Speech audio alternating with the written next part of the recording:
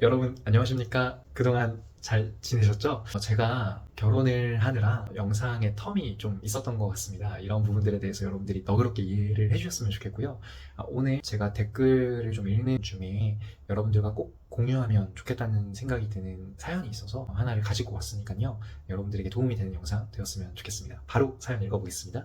안녕하세요. 저는 인팁 여자고 3달 전에 제가 첫사랑이라는 엠프제 남자친구와 만나게 되었습니다. 연애 초반에는 누구나 그럴 수 있지만 저는 이 친구가 진짜 너무 좋고 따뜻하고 올곧은 사람이라고 느껴서 오래 연애를 하고 싶은데 이 친구가 제게 있어서 불평불만을 정말 하나도 말을 하지 않습니다. 물어봐도 없지만 나중에 혹시 생기면 꼭 말할게 라고만 하고 아무 말을 하지 않아요.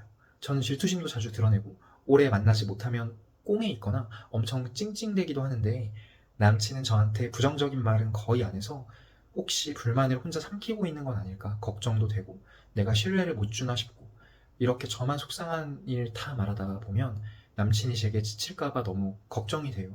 선생님께선 연인에게 애로사항을 말을 잘 안 하시나요?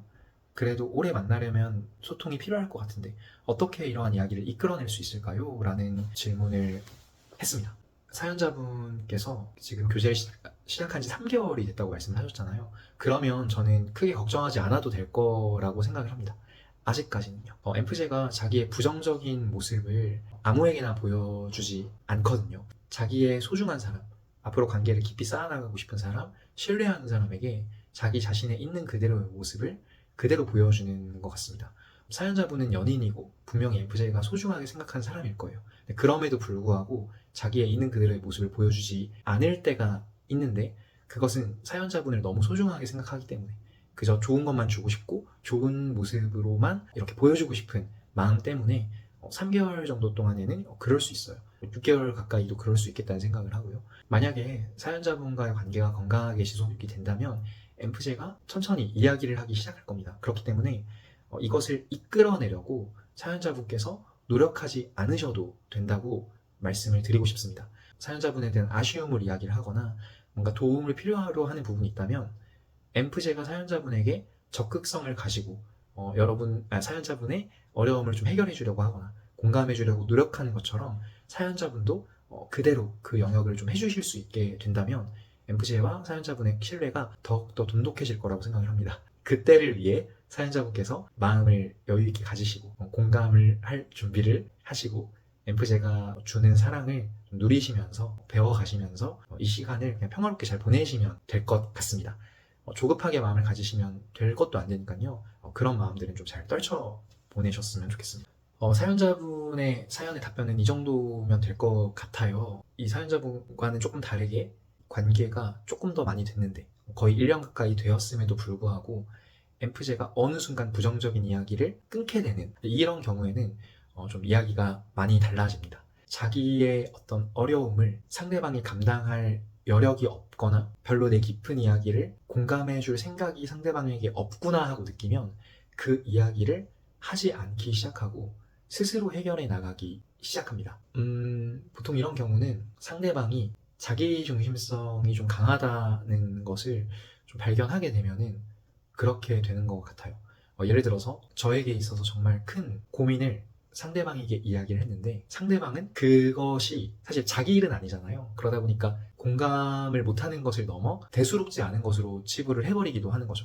이렇게 되면 엠프제는 내 이야기를 안 하는 게 더 우리 관계에도 좋고 나에게도 좋고 상대방에게도 좋다는 결론을 내리게 돼요. 이야기를 했는데 엠프제가 원하는 만큼의 강도로 그러한 농도로 상대방이 알아주지 않으면 말한 걸 엠프제는 좀 후회하게 되는 것 같고요. 이러한 이야기를 하지 않게 되면은 자연스럽게 엠프제는 혼자 보내는 시간의 비중이 늘어날 수밖에 없게 되고 그러면 상대방과의 마음의 거리가 점점 멀어지게 되는 것 같습니다. 이런 관계에서 이러한 상황이 펼쳐지게 된다면 엠프제는 상대방을 이제 더 이상 뭔가 기댈 수 있는 사람, 편안한 사람, 친한 존재의 목록에서는 옮겨서 다른 분류로 넘길 것 같습니다. 그리고 더 이상 시간을 전처럼 많이 보내고 싶어 하지 않을 수 있을 것 같고 다른 사람을 찾거나 다른 관계나 아니면 혼자서 그러한 상황들을 좀 풀어나가려고 하게 될 거예요. 연인 관계를 라면 이야기를 하지 않기를 선택하는 순간부터 관계는 미궁으로 들어가게 되는 것 같습니다. 좀 엠프제의 특성이 상대방을 좀 이렇게 격려해주고 북돋아줄 수 있는 그런 관계에서 엠프제는 뭐랄까 존재의 의미를 느낀다고 해야 할까요?